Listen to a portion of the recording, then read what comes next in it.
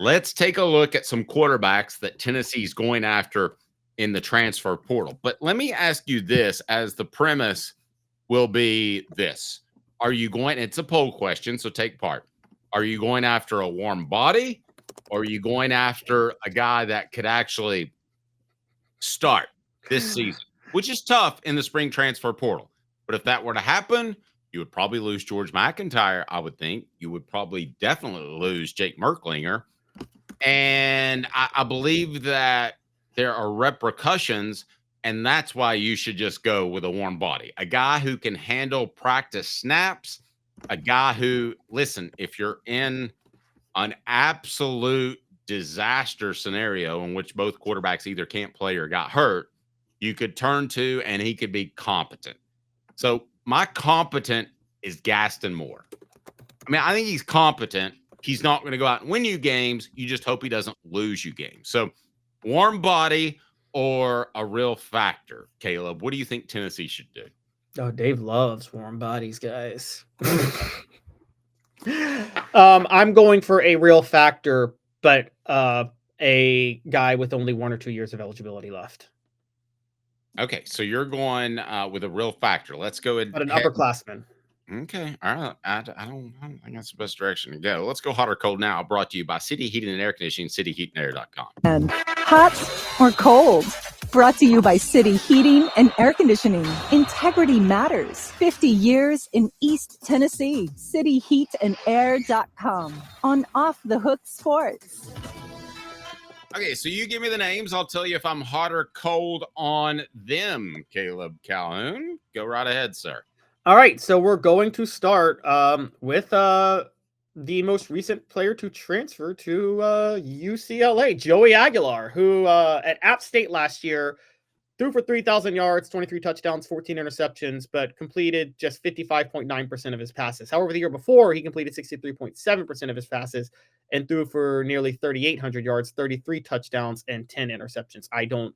I can't really explain the regression to it at all. I mean, but at the same time, I will say that Appalachian State has not had consistent head coaching for a while, and Sean Clark, who was just there, I believe got fired. So we have to be fair on that. So maybe it was just poor coaching, and that was behind the regression.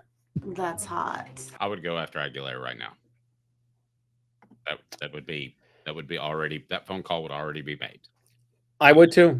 Would absolutely go after him. I think he gets close. Now, he may not want it because he doesn't think he can start, but I think you play up to, hey, you could play and you're closer to home. You went to App State. I don't know where his original home Well, is. he's actually from California, so.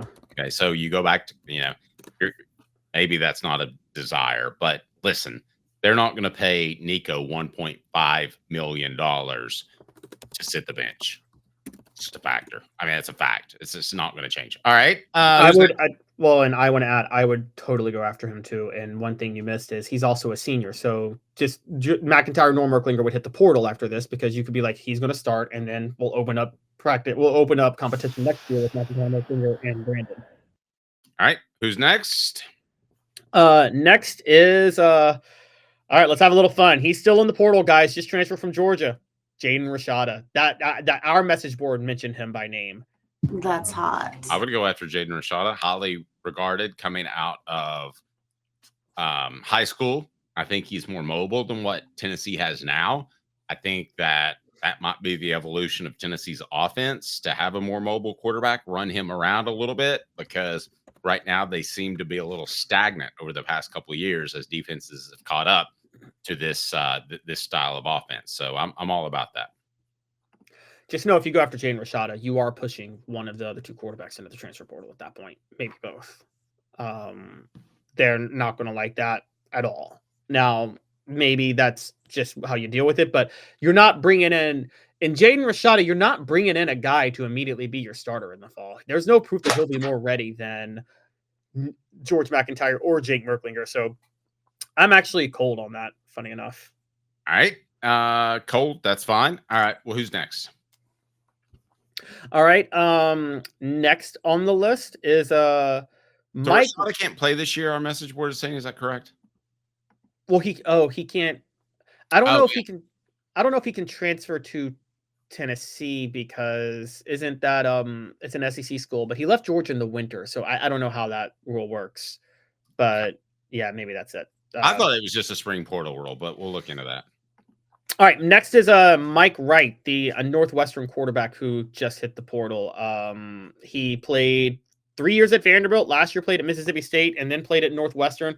He's never his most significant action was at Vanderbilt in 2021, but he's never really been a full-time starter. But he's got like I guess you could call it a career sample size in 5 years of playing football. But he has a 6 year of eligibility in 2025. That's hot. I would take him. I'm going to take most of these guys because I think Tennessee's going to end up having to settle with a guy that's not very good. I would take Mike Wright too. And remember, 6'4", 195, 6 year senior. Again, stopgap quarterback. He comes in for a year, you start him, and then you move on with your future next year with guys who are a little more, once Mack and Merkling are a little more ready. Now, a lot of people Mike Wright's best year completion percentage wise was 60% when he completed 6 of 10 passes in 2020. And he's never done better than 57.6% since then. But again, part of this is you have to see the offenses they're playing in and then the offense hype will run. So there's a lot there with Mike Wright. White power. No, we're not going to say that. It's Mike Wright, not Mike White. Right. I'm sorry. Somebody says all in on white, Hooker 2.0. All right. So no white power here. All right. Who's next, Caleb? No white power here. Way to demonetize us. Okay. All right. So moving on. And by the way, power. That's what I should say. Right power. All of these guys, by the way, this is like, I'm just naming people that were mentioned by Tennessee. And just so you guys know, the way Tennessee fans work on Twitter, there's probably somebody on Vol Twitter right now being like, hey, what you think we get Patrick Mahomes to like use this final year college eligibility and come back? There's somebody on Vol Twitter saying that right now.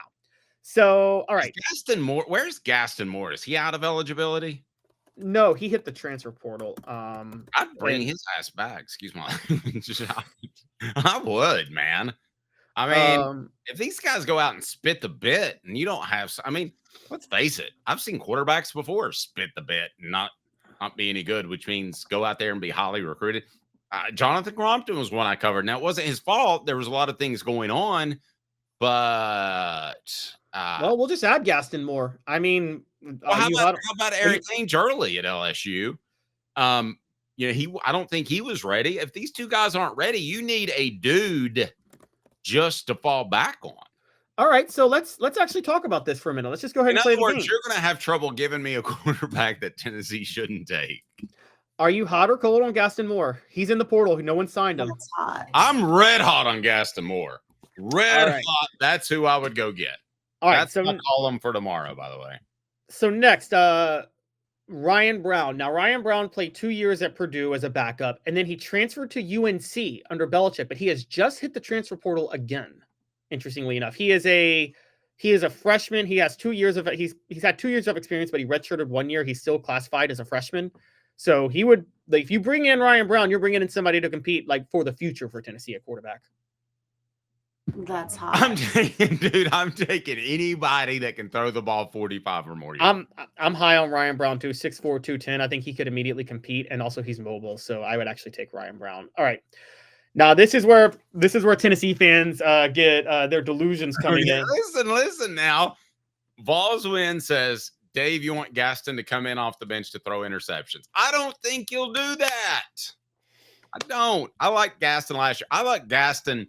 If he led the Vols last year, the Tennessee would still win 8 games. And I'll still stand by that. I don't think they got great quarterback play out of Nico until the last half of the season. So, bam. What do you think of that? Well, I mean, and they won 12% almost last year. They also had a running back who ran really hard, Dylan Sampson. Okay, going on. This is a great defense. So, that's a perfect fit for a guy that's just a caretaker, a game manager. That's Gaston. Going to more experienced people. The guy that was trending yesterday a lot on Twitter, guys, is a Kansas State quarterback, Avery Johnson, a sophomore, 6'2", 192. He started last year, Dave, for Kansas State, completed 58.3% of his passes, but threw for 2,700 yards, 25 touchdowns, 10 interceptions, and ran for another 600 yards and 7 touchdowns. So a dual threat quarterback. Now, that's not Avery Johnson, the former head coach at Alabama, is it? No, it is Remember not. how odd his voice was? Yes. For a grown man, he sounded like a 3-year-old. All right, go ahead. Wait, you are you hot or cold? That's hot. Dude, I'm hot on everybody on this list. I'm hot on Avery Johnson. If they started a single game, I'm hot. I'm hot on Avery Johnson too. I'm very hot on Avery Johnson, actually, to be fair. All right. Now we go. This is my top guy, funny enough, Dave. And I'll just say up front, I'm very hot on him. Go after your protege's quarterback, Byron Brown from South Florida. That's hot. Go get him. He didn't start. He didn't play much last year. I think he got banged up, but he's a junior, 6'3", 225. Dave, he started all of 2023. Completed 65% of his passes for 3,300 yards, 26 touchdowns, 11 interceptions, ran for another 800 yards and 11 touchdowns. How can you not get this guy? You can get him to come from South Florida to Tennessee, right? And you probably don't have to pay him $2 million. No, you should be nice to Alex Golis, your former assistant and good buddy. Really? Really? No, screw him. No, you should. You got to do what's right for your program. And I think the worst case scenario, the doomsday scenario, is that McIntyre and Merklinger don't live up to their recruiting billing. And then you've got a problem, and you go 6-6, and Josh Heupel is on the hot seat big time headed into next year, with 2 quarterbacks that you question and another one coming in and with Faison Brandon that I've heard is not wowed people in the offseason. Go ahead. Yeah. All right. So Byron Brown's my top guy. Now, another one that, because this is Tennessee fans and they just name everybody. Like I told you, Tennessee fans right now are on Twitter saying they think they can lure Patrick Mahomes away from the NFL to use his final year of eligibility in college. That's what Tennessee fans do. That's hot. And there's somebody on Vol Twitter that's like, he'd probably have more fun playing football at Tennessee than in the NFL. He'd probably prefer. Yeah. All right. So, but because they're naming, Dave, here we go. I think I can get you cold on one. One of the trending ones yesterday was a triple option quarterback because Tennessee fans are calling for Navy quarterback Blake Horvath, a 6'2", 195 junior to come to Tennessee, who runs the triple option, rushed for 1,200 yards last year and threw for 1,300 yards last year, had 30 total touchdowns. Cooper Mays here. Hit like and subscribe. I'm not hot on that one. I'm not hot on the triple option quarterback. All right, who else? And he's a junior, but yes, I'm not hot on him either. All right, a couple more. Rocco Beck, Iowa State. I think ball fans are delusional and dreaming, but they have named him. He is a sophomore, 6'1", 210. He last year completed 59.4% of his passes for 3,500 yards, 25 touchdowns, and 9 interceptions, and also ran for 300 yards and another 8 touchdowns.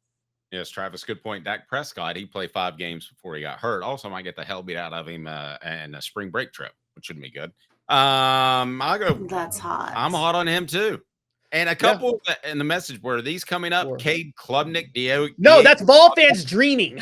Okay, but I will say this. That's hot. That's hot. I'm hot on both those guys. Go get them.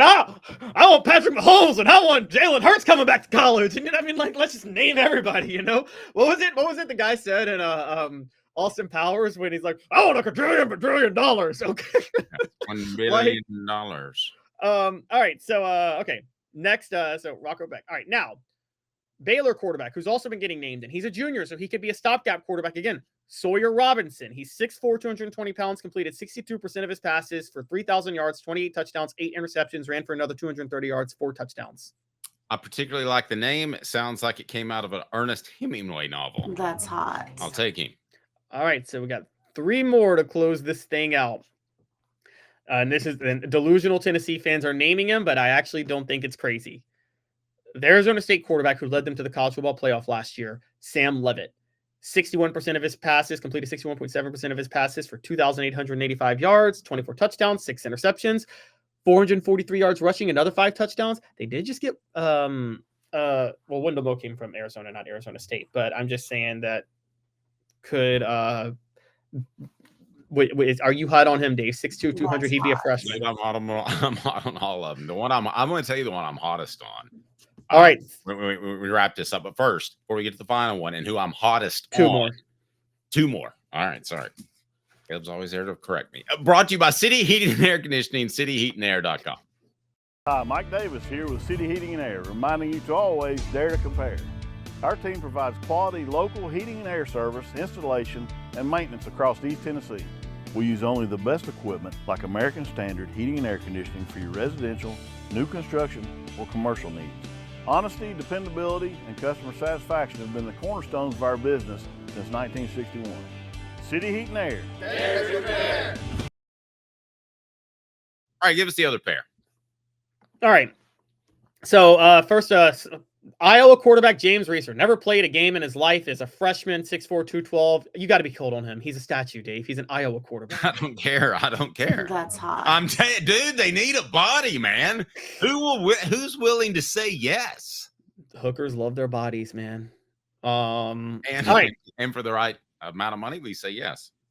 All right. So finally, okay, take one of these, and I'll let you pick, Dave. UCF quarterback Dylan Rizk just hit the transfer portal after Taven Jackson, who was a Tennessee commit, transferred from Indiana to UCF. Do you go for either of those? I want to know if That's hot. That's hot. I want to know if Taven Jackson, if the ink on that contract is dry, because I'm going after him too. Gonna try to bring Taven back. Yes. Dave is going for everybody. Oh, General Ursus, that's right. Heath Schuler has a year of eligibility left. He does. How about right. That's true. Cam Newton came from JUCO, right? He's got a year of eligibility left. I guess. All right. That's hot. Take him. Good Lord, take him. All right. All right, who's the top one? I'm only half Gaston Moore. I'm not even joking. No, I think I'll give you mine, but okay, tell me why. Mine's Gaston Moore because I think you could actually get him. I think he's a competent quarterback, and I think he would be okay with sitting the bench because he loves Tennessee. I'm going Byron Brown because he's coming from US. He's coming from South Florida. He's proven himself in this system. He's experienced in this system. You have him for a year, and then you can start him for a year, and then you're ready to roll with Merklinger, McIntyre, or Faison Brandon, whoever starts next year. So I'm going Byron Brown out of South Florida, as awkward as that would make things between Josh Heupel and Alex Golish afterward. Urban, I don't care. What are they? I mean, they're going to spend Christmas together. I've totally forgot about Georgia Tech quarterback Haynes King, who would be in his final year of eligibility, stopgap quarterback. Completed 73% of his passes last year for 2,100 yards, 14 touchdowns, just 2 interceptions, 587 rushing yards, another 11 touchdowns, 6'3", 215. That's the other best one. Take Haynes King. That's hot. Okay, let me ask you this though: what's Tennessee's sales pitch? If you're talking about a stopgap, are you talking about a stopgap guy that is going to play, or a stopgap guy that is a warm body in case McIntyre and Merklinger can't play for whatever? I'm looking for a stopgap guy to play for a year. So then I have an open competition next year between Merklinger and McIntyre when they're more ready. So my selling point is you're going to start for a year, and it would be ideally your final year of eligibility. You get to start for Tennessee. You could put up gaudy video game numbers and maybe become an NFL draft pick. Dalton Connect, the guy. Okay. Let's do that tomorrow, can we? I know we're talking transfer quarterbacks today, but I tend to disagree a little bit. So stopgap or warm body, it was a poll question earlier. If you want to vote on that, you can. Do you have the results of that poll question? Let's see. I'm going down here. What do you expect out of a QB in the transfer portal? A true factor, a warm body. 56% say true factor, 44% say a warm body. Just the way you're saying that, a warm body is just like not just a body, a warm body. I got that from coaches. Dave's looking for some. No, I got that from coaches who would always say, I would say, he's a pretty highly rated. I'm not going to tell you which coach said this, but you can probably guess. He won a national championship. But I would say he was a highly recruited prospect. And the response, it was Philip Fulmer. He would say, no, he's a suspect now, and he's just a warm body. If a guy didn't pan out. One of those guys ended up being, I think, a first-round pick in the NFL draft. You remember Heath Benedict by chance? I remember the name, but he ended up going to a small New Jersey school. And he, for whatever reason, made Philip Fulmer so mad. I've never seen Philip Fulmer run a guy off the way he did. And you know how I've told you before, you don't call a guy a name. You can say you're acting like a jerk, but you don't say, Caleb, you're a jerk. Yes. You know, there's a world that, this guy got the straight out name calling. I mean, it was so obvious they wanted to run him off. And then he passed away. He did. He had an enlarged heart. It was sad. But with since we're on the warm body and talking quarterbacks, obviously Dave wants Jim Bob Cooter at Tennessee. Cuddling the warm body. Mm. He is a serial cuddler. Actually, is he serial or not? I think he's a serial offender because he had a DUI. But as far as the cuddling thing, I think he only did that once. He broke into a young lady's apartment and didn't try to do anything like sexually assault her. Just thought he would cuddle with her. He stripped down to his underwear to cuddle her. He did strip down his underwear, but it was obvious he was drunk and needed a nap. It's not like he just needed a woman. Do you think he actually just went into the wrong bed? Yeah, that happened too. Who else did that happen with recently where he was like the Carson Beck? Somebody was beating on the wrong door and they got lost. And have you ever been in that situation at an apartment complex? I was trying to take something to my daughter who lives in Chattanooga. And this is a true story, so I'll share this with you. It's really embarrassing, but true story. I used to live at the Chattanooga Choo Choo. And because I worked for a company who put me up there, and it was really cool, actually. And so my daughter lives there now, and I couldn't remember the apartment number. So I stood outside and I yelled her name, which kind of sounds like help. And I beat on a couple of doors. And then suddenly a guy comes out and he's got a pistol thinking I was saying help. And he's ready to go protect somebody. And then the cops came shortly thereafter. So I was completely sober. But I've been in the position at an apartment complex where they all look the same. Was that Carson Beck? That might be. I don't remember. But he went beating door to door. So, yes, I don't think Jim Bob Cooter meant to assault anyone. I think Jim Bob Cooter simply went into the wrong room. Yeah, and it happens when you're drunk. A lot. Not a lot. I mean, if you got into the wrong residence, a lot. No, yes, not a lot. I mean, I wouldn't say. I mean, a lot is a little too strong. What'd you do last Saturday? Well, I got really hammered and I went in the wrong room, went into the wrong house.